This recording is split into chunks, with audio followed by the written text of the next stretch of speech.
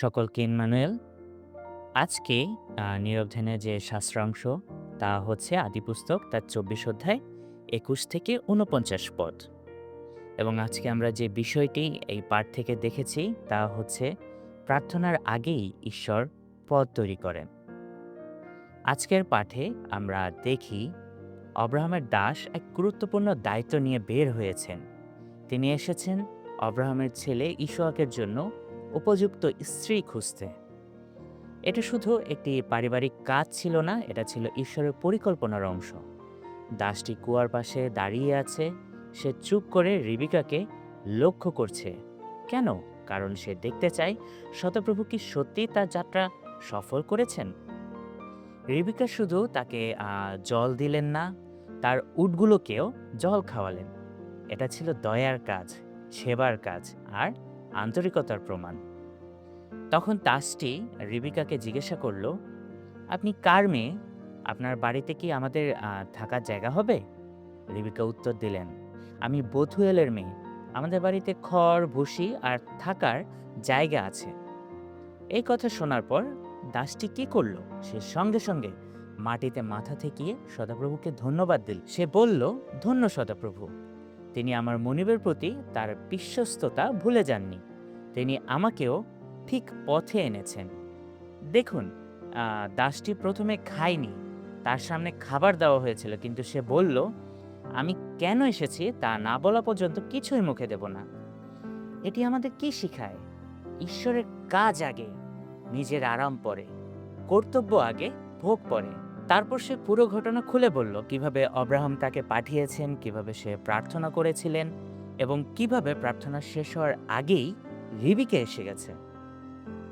এই অংশটা খুব গুরুত্বপূর্ণ। সে বলল, আমার প্রার্থনা শেষ হওয়ার আগেই রিবিকা এসে জল তুলতে লাগলো। মানে কি?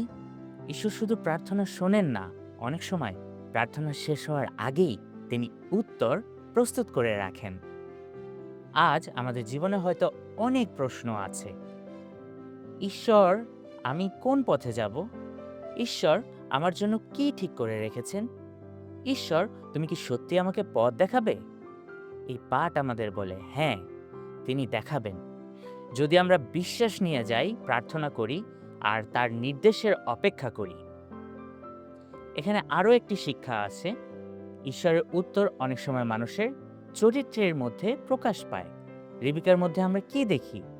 আমরা দেখতে পাই তার মধ্যে দয়া, আতিথ্যপরায়ণতা, তারপর পরিশ্রম এবং নম্রতা রয়েছে।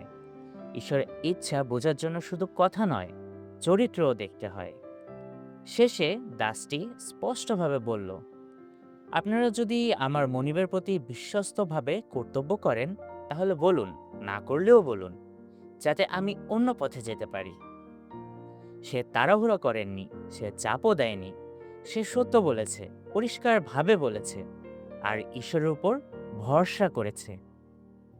আজকে আমরা যে মূল ৩টি শিক্ষা দেখতে পাই। প্রথমত, ঈশ্বরের কাছে প্রার্থনা করুন।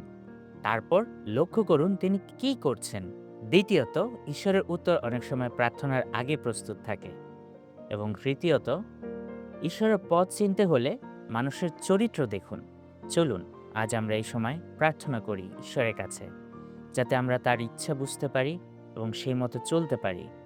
এবং শুধু প্রার্থনা আমরা যে করছি তা নয়, আমরা বিশ্বাস রাখি এবং আমরা তার উত্তর বোঝার চেষ্টা করি এবং অপেক্ষা করি। আজকে আমাদের জন্য চিন্তা, আমরা কি শুধুই প্রার্থনা করছি, নাকি প্রার্থনার পর ঈশ্বর কিভাবে কাজ করছেন তাও লক্ষ্য করছি। ঈশ্বর তার নিজ বাক্যের গুণে আমাদের সকলকে আশীর্বাদ করুন। ইম্মানুয়েল।